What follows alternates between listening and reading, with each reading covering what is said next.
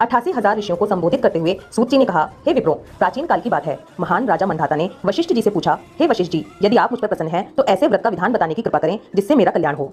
महर्षि वशिष्ठ जी ने कहा, हे राजन, सब व्रतों से उत्तम और अंत में मोक्ष देने वाला आमल की एकादशी का व्रत है। इस व्रत के फल से सभी पाप समूल नष्ट हो जाते हैं। इस व्रत का पुण्य 1000 गोदान के फल के बराबर है। आमल की यानी कि आंवले की महत्ता उसके गुणों के अतिरिक्त इस बात में भी है कि इसकी उत्पत्ति भगवान विष्णु के श्रीमुख से हुई है। प्राचीन समय में वैदिक नामक एक नगर था। उस नगर में ब्राह्मण, वैश्य, क्षत्रिय, शूद्र चारों वर्ण के लोग प्रसन्नता पूर्वक रहते थे। नगर में सदैव वेद ध्वनि गूंजा करती थी। उस नगरी में कोई भी पापी, दुराचारी, नास्तिक आदि नहीं था। उस नगर में चैत्ररथ नामक चंद्रवंशी राजा राज्य करता था। वह उच्च कोटि का विद्वान तथा धार्मिक प्रवृत्ति का व्यक्ति था। उसके राज्य में कोई भी गरीब नहीं था और न ही कंजूस था। उस राज्य के सभी लोग विष्णु भक्त थे। वहाँ के छोटे बड़े सभी निवासी प्रत्येक एकादशी का उपवास करते थे। एक बार फागुन माह के शुक्ल पक्ष की आमल की नामक एकादशी आई। उस दिन राजा और प्रत्येक प्रजाजन, वृद्ध से बालक तक ने आनंद पूर्वक उस एकादशी को उपवास किया। राजा अपनी प्रजा के साथ मंदिर में आकर कलश स्थापित करके तथा धूप, दीप, नैवेद्य, पंचरत्न, छत्र आदि से धात्री का पूजन करने लगा। वे सब धात्री की इस प्रकार स्तुति करने लगे, हे धात्री, आप ब्रह्म स्वरूपा हैं, आप ब्रह्मा जी द्वारा उत्पन्न हो और सभी पापों को नष्ट करने वाली हैं। आपको नमस्कार है। आप मेरा अर्घ्य स्वीकार करो। आप श्री रामचंद्र जी के द्वारा सम्मानित हैं। मैं आपसे प्रार्थना करता हूँ, मेरे सभी पापों का हरण करो। उस मंदिर में रात को सभी ने जागरण किया। रात के समय उस जगह एक बहेलिया आया। वह महापापी तथा दुराचारी था। अपने कुटुंब का पालन वह जीव हिंसा करके किया करता था। वह भूख प्यास से अत्यंत व्याकुल था। कुष्ठ भोजन पाने की इच्छा से वह मंदिर के एक कोने में बैठ गया। उस जगह बैठकर वह भगवान विष्णु की कथा तथा एकादशी महात्म्य सुनने लगा।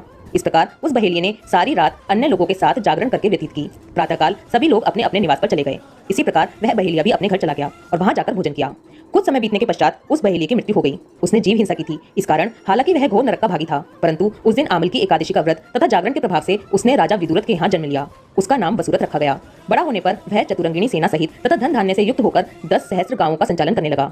वह तेज में सूर्य के समान, कांति में चंद्रमा के समान, वीरता में भगवान विष्णु के समान तथा क्षमा में पृथ्वी के समान था। वह अत्यंत धार्मिक, सत्यवादी, कर्मवीर और विष्णु भक्त था। वह प्रजा का समान भाव से पालन करता था। दान देना उसका नित्य कर्म था। एक बार राजा वसुरथ शिकार खेलने के लिए गया। दैव योग से वन में वह रास्ता भटक गया और दिशा का ज्ञान न होने के कारण उसी वन में एक वृक्ष के नीचे सो गया। कुछ समय पश्चात पहाड़ी डाकू वहां आए और राजा को अकेला देखकर मारो मारो चिल्लाते हुए राजा वसुरथ की ओर दौड़े। वह डाकू कहने लगे कि इस दुष्ट राजा ने हमारे माता, पिता, पुत्र, पौत्र आदि समस्त संबंधियों को मारा है तथा देश से निकाल दिया। अब हमें इसे मारकर अपने अपमान का बदला लेना चाहिए। इतना कहकर वे डाकू राजा को मारने लगे और उस पर अस्त्र शस्त्र का प्रहार करने लगे। उन डाकुओं के अस्त्र शस्त्र राजा के शरीर पर लगते ही नष्ट हो जाते और राजा को पुष्पों के समान प्रतीत होते। कुछ देर बाद प्रभु इच्छा से उन डाकुओं के अस्त्र शस्त्र उन्हीं पर प्रहार करने लगे, जिससे वे सभी मूर्छित हो गए। उसी समय राजा के शरीर से एक दिव्य देवी प्रकट हुई। वह देवी अत्यंत सुंदर थी तथा सुंदर वस्त्रों तथा आभूषणों से अलंकृत थी। उसकी भ्रुकुटी टेढ़ी थी। उसकी आंखों से क्रोध की भीषण लपटें निकल रही थीं। उस समय वह काल के समान प्रतीत हो रही थी। उसने देखते ही देखते उन सभी डाकुओं का समूल नाश कर दिया। नींद से जागने पर राजा ने वहां अनेक डाकुओं को मृत देखा। वह सोचने लगा कि इन्हें किसने मारा है कि तभी आकाशवाणी हुई, हे राजन, इस संसार में भगवान विष्णु के अतिरिक्त तेरी रक्षा कौन कर सकता है।